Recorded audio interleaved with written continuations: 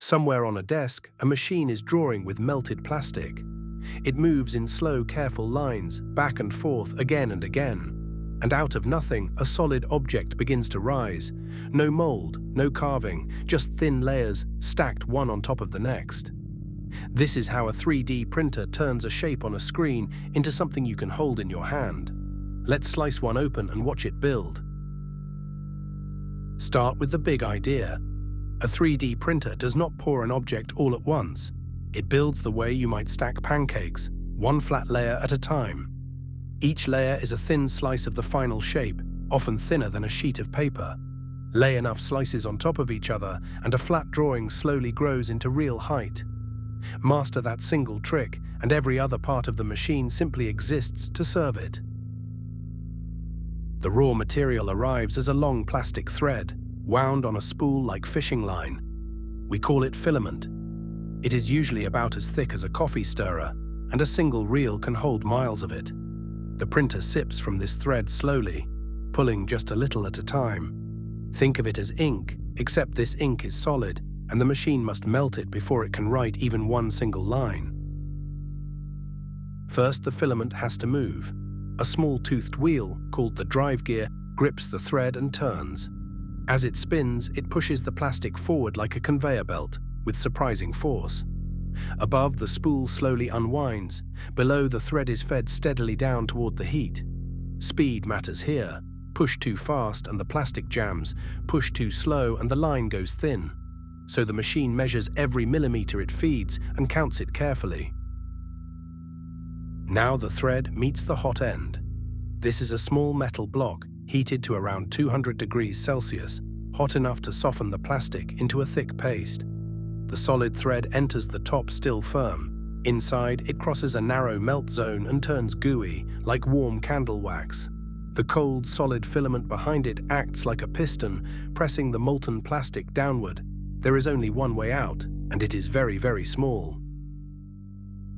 That exit is the nozzle, a brass tip with a hole often just 0.4 of a millimeter wide.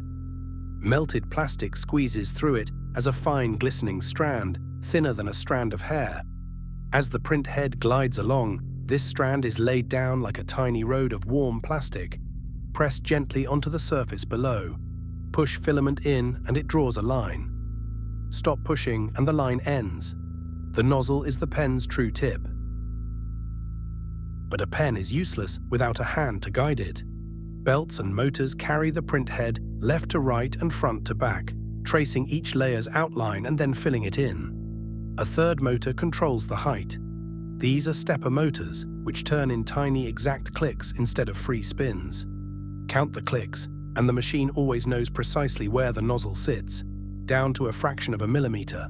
Nothing in here is ever guessed. The plastic leaves the nozzle soft, so it must set fast before it sags or droops.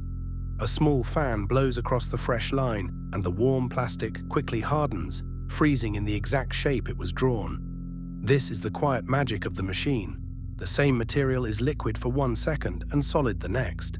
Each new line welds onto the still warm line beside it, fusing the whole layer into one continuous piece as the head moves on. Finish one layer, and the machine takes a single small step upward.